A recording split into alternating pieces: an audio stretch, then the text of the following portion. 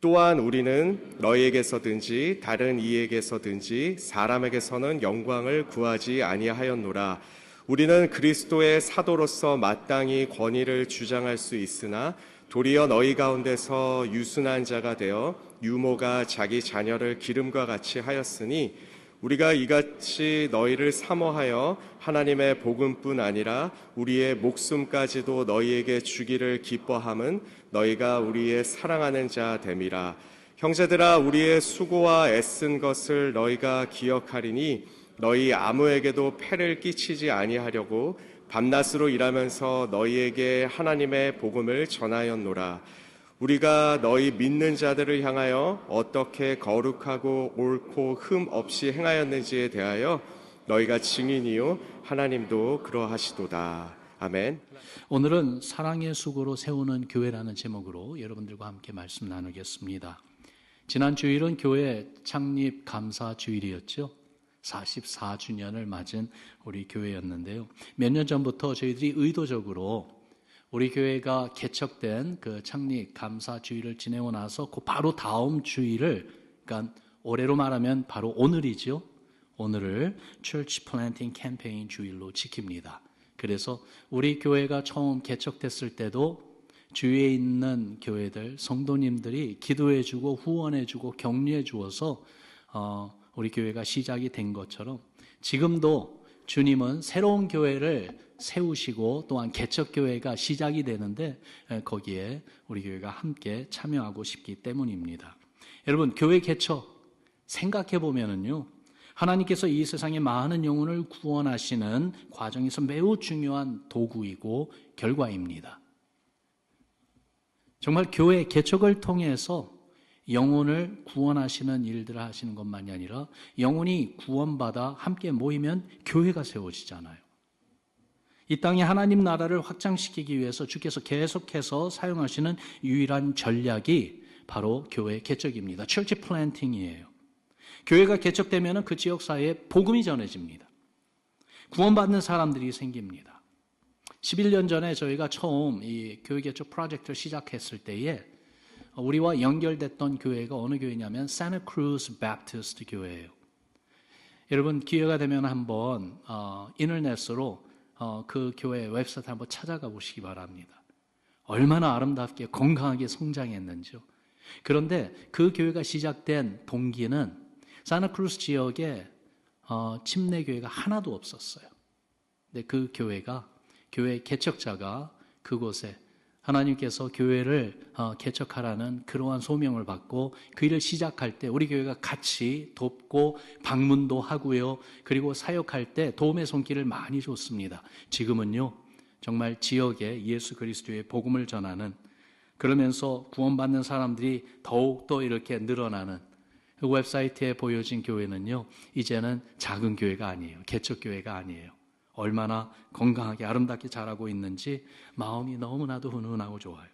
이렇게 주님은 하나님 나라 최전선에 새로운 교회들이 세워지게 함으로 하나님 나라의 지경이 확장되고요, 하나님의 통치가 더욱더 넓혀져 가기를 원하십니다. 그리고 그 일을 지금도 해나가시는데 여러분, 그 일에 우리가 같이 조인하자는 거죠.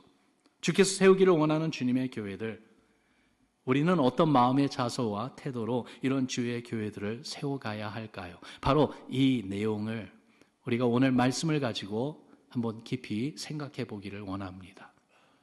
미국 중부에 있는 미주리 주예요. 그 시골 타운에 작은 미용실에 하루는 손님들이 몰려왔어요. 다른 날하고는 다르게 많이 손님들이 왔는데, 그런데 희한했습니다. 왜냐하면 오는 손님들마다 그 헤어컷을 원하는데요, 한결같이 shaved head, 완전 삭발을 다 원하는 거예요. 뭐 한두 사람이 아니고 뭐 5명, 10명 막 들어오는데요, 저도 머리를 완전히 삭발해 주세요, 저도 해주세요, 이런 식으로 손님들이 몰려오니까요, 미용사가 궁금해졌어요. 손님들에게 물어봅니다. 도대체 무슨 사연이 있는지. 알고 보니까 삭발을 요구한 손님들이요, 그 타운에 50여 명 출석하는 작은 교회 교인들이었습니다. 이단교회 아니었습니다. 그 교회 멤버 가운데 중학교 여학생이 있는데요, 암투병을 한 거예요. 수술을 받고 항암 치료를 하는 그 과정 가운데 머리를 다 삭발을 했어요. 항암 치료도 다 마쳤는데 이 머리가 아직 자라질 않았어요. 그러니까 부끄러워서 집에서 나오질 않습니다. 당연히 교회도 나온 지 오래됐어요. 이 사실을 알게 된 목사님이 성도님들과 의논한 끝에 모두가 머리를 깎기로 결정하고 미용실을 찾아갔던 것입니다. 이 사연에 감동한 사람은 바로 미용사였어요. 방송국에 연락을 했어요. 우리 마을에, 우리 타운에 이런 일이 일어나고 있습니다. 알려주니까요. 방송국에서 만약에 그 학생이 교회에 나온다면 그날 취재진을 보내겠다고 그렇게 응답을 해줬어요. 목사님과 또한 그 학생의 어머니의 끈질긴 설득 끝에 이 학생이 결국 교회에 나오기로 약속합니다. 한 날을 정했습니다. 그리고 그날에 취재진이 나옵니다. 그날이 왔을 때 학생은요, 모자를 푹 눌러 쓰고 그리고 너무나도 부끄러워서 그렇게 교회 조심조심 좀 꺼리끼는 마음으로 왔는데 교회 앞에 와가지고 문을 열고 본당에 들어오려고 하는 순간 깜짝 놀랐습니다. 자신의 부끄러운 모습에 자신이 없던 이 여학생 앞에는 50여 명의 shaved head를 가진 성도들이 환성을 지르면서 뜨겁게 환영해 주는 것이었어요. 그 자리에는 삭발한 머리가 아니면 오히려 이상할 정도로 그렇게 머리 스타일이 다 똑같은 사람들만 있었던 것이죠. 이 광경을 취재하던 그 방송국 리포터이 눈물이 글썽하면서 이렇게 말했다고 합니다. I'm not a Christian. And if I ever go to church, I want to go to church like here. 불신자의 마음에게까지도 감동을 주는 교회. 이 주님의 교회, 어떤 교회인지 아세요? 사랑의 돌봄이 있는 교회입니다. 여러분 따라합시다. 사랑의 돌봄. 6절과 7절에 보니까 바로 그 내용을 우리에게 이렇게 말해주고 있어요. 또한 우리는 너에게든지 다른 이에게서든지 사람에게서는 영광을 구하지 아니하였노라. 우리는 그리스도의 사도로서 마땅히 권위를 주장할 수 있으나 도리어 너희 가운데서 유순한 자가 되어 유모가 자기 자녀를 기름과 같이 하였노라. 이 바울이 이런 말을 하는 겁니다. 우리는 그리스도의 사도다. We are the apostles of Christ. 주님이 주신 귀한 직분을 가진 사람들이다. 사도로서 마땅히 권위를 주장할 수 있다. 당신들에게서든지 다른 사람들에게서든지 영광을 구할 수 있다. 하지만 사람에게서 영광을 구하지 않았다.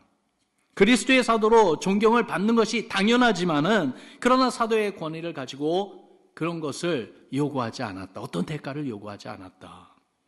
여러분, 이런 바울의 이 마음 자세, 이 태도는 세상과 너무 다르죠. 우리가 사는 이 시대를 생각해 봅니다. 특별히 지난 한 10여 년, 거의 20년까지 거슬러 올라가면은요, 정말 우리가 사는 이 세상이 많이 변했어요. 변한 모습 가운데 한 가지가 뭐냐 하면은 각자 개인의 권리, 인권을 소중히 여기는 시대로 변했어요. 특별히 소수자의 인권 말입니다. 인권을 존중하는 것은 맞습니다. 그렇게 해야 됩니다. 마땅히 해야 한 것이지요. 그런데 문제는 내 인권을 주장하고 요구하는 가운데 다른 사람의 인권을 무시하고 짓밟는 일이 일어나고 있기 때문에 문제예요. 이렇게 개인의 권리 간의 충돌이요, 사회 갈등으로 이슈가 되고 있는 것이 오늘날의 현실 아닙니까? 미국도 그렇고 한국도 그렇고요. 그것만이 아니라 여러분 뉴스를 들어보면은 저 유럽, 서구 나라들마다 다 똑같은 이슈예요. 얼마나 양극화되어 있는지요. 다 자기 자신의 그 권리, entitlement, 그것을 주장하면서요, 그것을 얻어내고 지키려고 안간힘을 쓰는데 문제는 내 권리를 주장하는 가운데 다른 사람의 권리는 완전히 짓밟혀지고 있다는 것이죠. 그런데요, 이런 모습이 교회 안까지 들어오면 안 됩니다. 예수 그리스도의 피값으로 산 교회는요, 내 권리, 내 주장을 내세우는 곳이 아닙니다. 오히려 내 권리, 내 주장을 내려놓는 것이야지만이 돼야 됩니다. 마땅히 내 권위를 주장할 수 있지만은 도리어 이 내 권위를 내려놓는 자세가 교회를 세워가기 때문에 그렇습니다. 나 자신을 내려놓으면 교회는 세워져 갑니다. 그렇다면 내 권위를 주장하지 않고 어떤 마음과 태도를 가져야 할까요? 7절 다시 한번 봅시다. 7절 말씀 같이 읽습니다. 시작. 우리는 그리스도의 사도로서 마땅히 권위를 주장할 수 있으나 도리어 너희 가운데서 유순한 자가 되어 유모가 자기 자녀를 기름과 같이 하였노라. 여기서 말하는 유모는 갓난 아기에게 젖 먹이는 여인이죠. 그런데 여기에 이 유모는요, 다른 사람의 아기에게 젖 먹이는 것이 아니고 자기 아기에게 젖 먹이는 것을 말합니다. 유모가 자기 자녀를 기른다라고 했으니까 이 유모는 어머니를 가리키는 거예요. 그런데 왜 어머니라는 말을 안 쓰고 유모라는 말을 썼을까?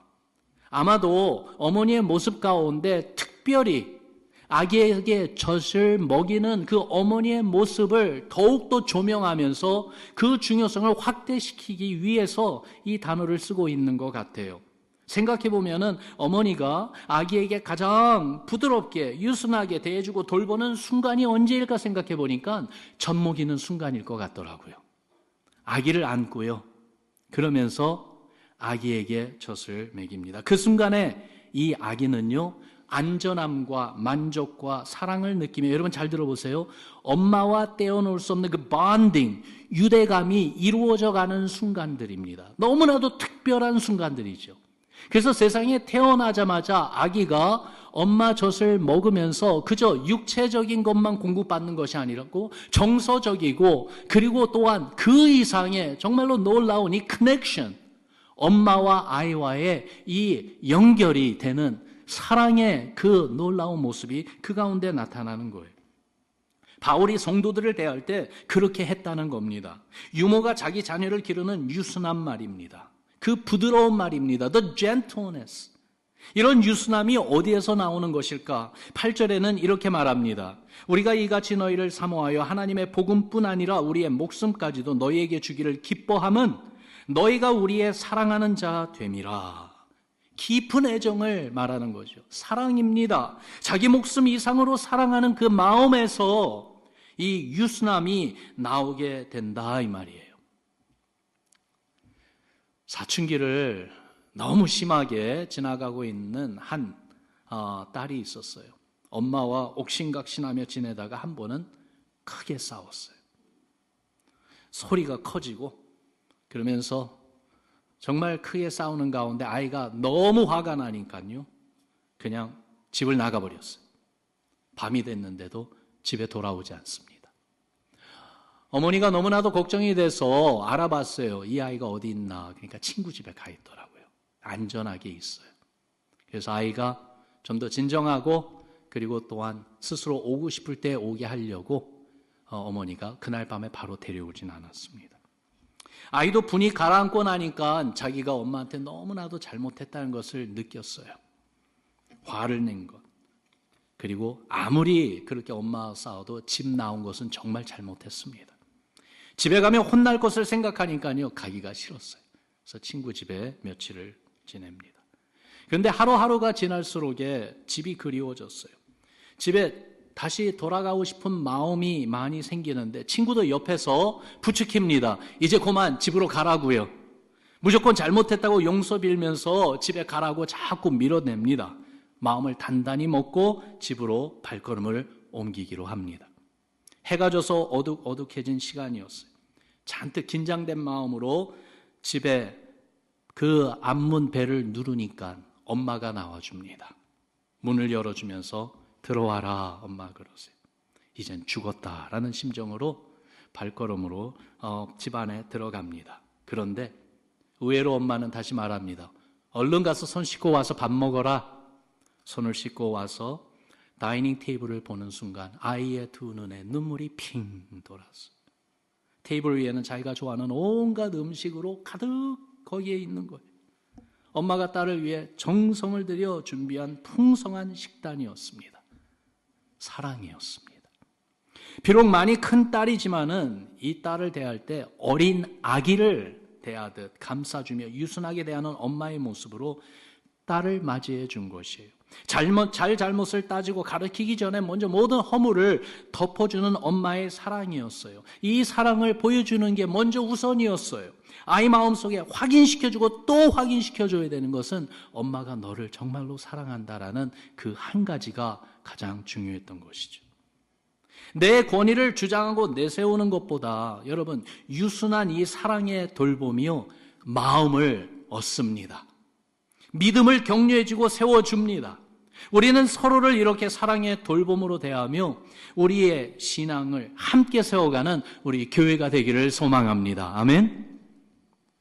예수 그리스도의 사랑, 주의 십자가의 사랑을 생각해 보면 바로 이런 사랑 아니겠습니까? 우리가 아직 죄인 되었을 때에 우리를 심판하시고 우리를 몰아붙이시는 것이 아니라 오히려 탕자가 돌아올 때 달려가서 그 냄새나고 더러운 그 아들, 그 불효자를 오히려 아버지는 양팔을 벌려서 안아주면서 기뻐하고 뽀뽀해주면서 그러면서 다시 아들의 지위로 회복시켜 주셨던 그 유순한 사랑 말입니다. 이렇게 주의 십자가 사랑으로 서로의 허물과 부끄러움을 덮어주고 위로와 믿음의 용기로 신앙을 세워주는 교회, 거기에는요 주님의 은혜가 흐르게 되어 있고요 감동이 있어서 마음이 끌리는 것이에요. 그러한 성도들의 모임에는요 자꾸 기다려져요. 그러한 모임은 절대로 놓치지 않습니다.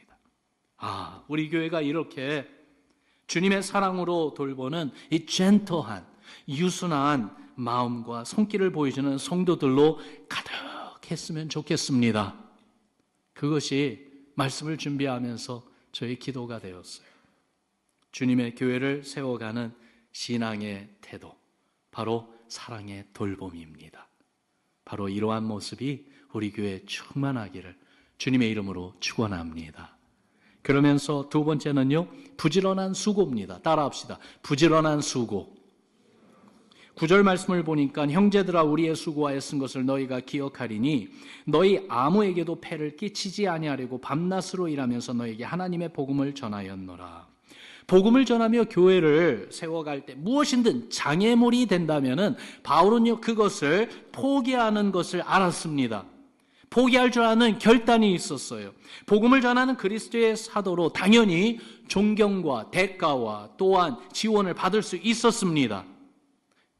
그런데도 그렇게 당연히 받을 수 있는 그것을 요구하며 받다가 혹시라도 사꾼으로 여겨지고 복음의 의미가 퇴색될 것을 염려하여 오히려 텐트 메이킹으로, 그래서 천막을 만드는 일을 부지런히 밤낮으로 하면서 정말로 자기의 생애를 직접 책임지고 그러면서 복음을 전하는데 힘썼던 바울이죠.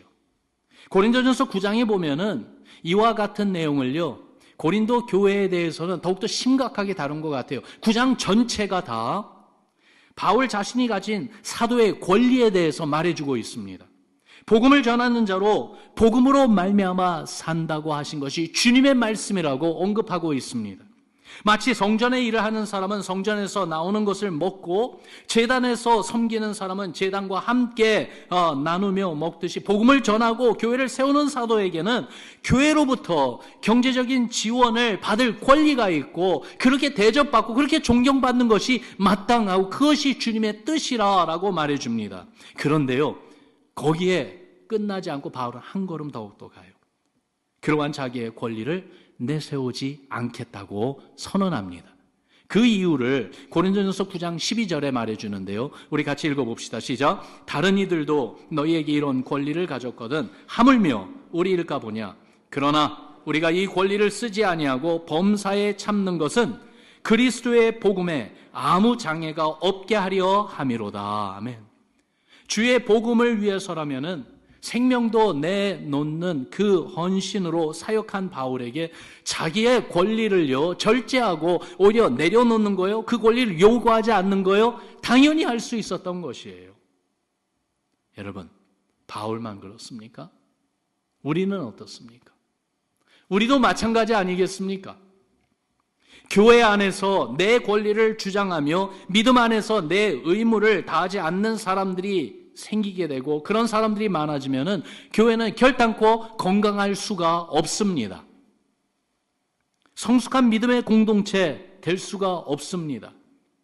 교회의 덕을 세운다는 거요, 그게 무슨 말인가 하면은 내 권리를 절제하고 내려놓으면서 오히려 섬기는 자리, 부지런히 수고하는 자리에서 애쓴다는 말인데, 그렇게 되면은요, 감동이 흐르게 되고 주님의 교회는 훈훈함으로 은혜가 더해지게 되어 있습니다.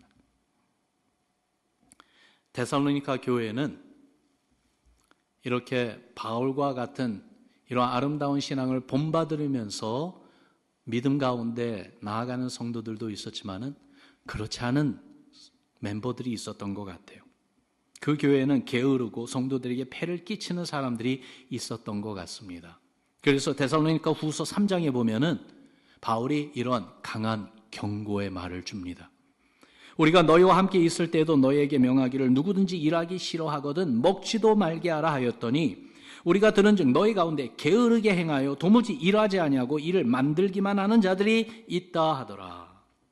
주님의 사랑을 실천하면서 돌봐주는 것을 오히려 역이용해서 이기적으로 나의 유익만, 나의 편함만을 추구하며 게으르고 성도들에게 폐를 끼치는 사람들이 있었는데 그들을 향한 강한 경고예요. 여기에 그 말까지 하고 있지 않습니까? 누구든지 일하기 싫어하거든 먹지도 말게 하라. 그러면서요 3장 6절에는 이렇게 경고하고 있습니다. 형제들아 우리 주 예수 그리스도의 이름으로 너희를 명하노니 게으르게 행하고 우리에게서 받은 전통대로, 다시 말해서 바울이 보여준 것처럼 부지런히 수고하며 복음에 장애가 되지 않게 하려는 그 삶의 모습으로 행하지 아니하는 모든 형제에게서 어떻게 하라고요? 떠나라. 교제권을 끊어버리라는 거예요. 그러한 교회 멤버들하고는 서로 상종하지 말라는 겁니다. 이것을 볼 때에 한 가지 우리가 깨달을 수 있는 것이, 우리 신앙이 성숙해 가면 갈수록에 삶에 대한 우리의 자세는 더 부지런해지고 더 움직이고 섬기며 주의 복음을 위해 더욱 힘쓰게 된다는 사실이에요.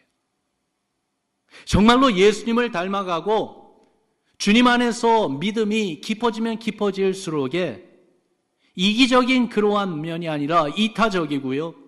그러면서 사랑의 돌봄, 또한 부지런히 나에게 맡겨주신 그 일에 대해서는 최선을 다하고 충성을 다하며 어떤 경우에도 복음의 장애가 되지 않도록 오히려 복음이 전파되고 복음이 어드밴스, 전진해 나가는데 힘을 보태줄 수 있도록 더욱더 부지런히 수고하고 뛴다는 것이죠. 여러분, 어떻게 그렇게 할 수 있겠습니까? 이런 내용을 종합해 볼 때에 이런 생각을 해봅니다. 주님을 위해서라면 조금이라도 더 내려놓을 수 있는 내 권리는 있지 않는가? 내가 받으려고만 하고요, 나의 유익과 나의 이익만을 챙기려고 하는 my entitlement, 그러한 자세, 그러한 생각, 혹시 조금이라도 내려놓음으로써 주님을 더욱더 기쁘게 해드릴 수 있는 그런 분야는 있지 않을까라는 그 생각 말입니다. 그래서 마음의 새로운 다짐으로 여러분 손을 걷어붙이고요, 내가 맡은 일, 내가 해야 할 일에 더욱더 열심히 부지런히 충실하게 수고하며 섬겨야 할 일이 있지 않을까라는 생각 말입니다. 여러 해 전에 어느 미국 목사님이 성도들에게 권고하는 그 권고의 말씀 한 문장이요, 저의 마음에 정말 큰 감동을 주었어요. The excellence honors God and inspires people. 우리가 최우선적으로 정말로 잘할 때, 그 일이 가정의 일이건 아니면 그 일이 직장이나 일터에서 우리가 하는 일이건 또한 그 일이 주님의 교회에서 하는 사역이건 무슨 일을 하든지 내가 하는 그 일을 정말로 최선을 다해서 열심히 해서 부지런히 잘 해낼 때 하나님께는 영광을 돌리고 주위에 있는 사람들에게 감동을 준다는 거죠. 가정에서, 일터에서, 주님의 교회에서 그렇게 우리의 섬김으로 주위에 있는 분들에게 유익을 주고요, 더욱이 복음 증거에 힘을 더해주는, 복음 증거에 힘을 더해주는 우리 모두가 되기를 주님의 이름으로 축원합니다. 그러면 부지런히 수고하며 애써야 하는 것을 10절에서 이렇게 말해주고 있습니다. 우리 10절 말씀 같이 읽어봅시다. 시작. 우리가 너희 믿는 자들을 향하여 어떻게 거룩하고 옳고 흠없이 행하였는지에 대하여 너희가 증인이요 하나님도 그러하시도다. 성도들 앞에서, 특별히 하나님 앞에서 거룩하고 옳고 흠없이 살아가는 삶, 그 모습은 어떤 모습일까? 여러분, 이 내용을 잠시 한번 unpack 해보죠. 거룩한 삶은 하나님께 구별된 삶이라는 의미예요. 이 말은 무슨 말이냐면 예수님 믿기 전 이기적이고 그저 나만 알고 죄에 빠져 살던 그런 삶이 더 이상 아니라는 거지요. 이제는 예수님을 닮고 싶은 그러한 마음으로 주님을 바라보며 주님을 따라가는 모습이라는 것입니다. 옳다는 것은 듣고 깨달은 말씀을 따라 사는 것을 말해요.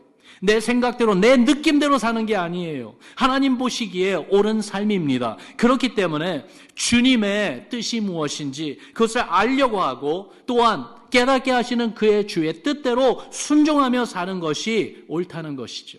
그리고 흠없다는 것은요, 완전하다는 의미가 아닙니다. Let's make sure that we understand this clear.